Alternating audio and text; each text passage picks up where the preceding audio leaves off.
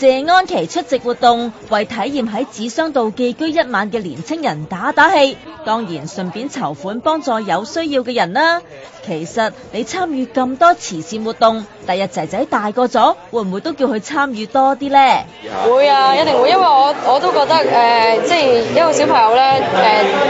當然家長係想俾最舒服嘅生活佢啦，但係我係想舒服嘅生活係俾佢知道其實物質嘅嘢咧，真係一啲可有可無嘅嘢，唔係重要嘅嘢咯，反而係你個人本身嘅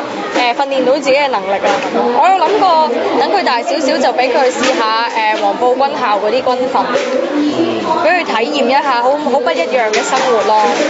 哇！要去軍訓啊！我諗阿 K 同張繼聰喺屋企都唔會好就個仔啦。我就會即係想佢有責任心多啲咯，即係譬如小朋友有時有啲嘢佢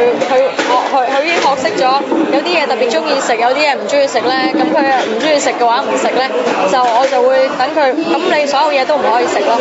如果你咁樣揀擇嘅話，咁全部都唔好食啦。咁小朋友可能一餐冇食咧，轉頭肚餓啊，咁我會同佢講，你選擇咗頭先唔食嘅咧，所以你今日冇其他食物俾你啦。咁我都會幾想訓練佢咧，即係負責任啊，即係唔單止對自己負責任啦，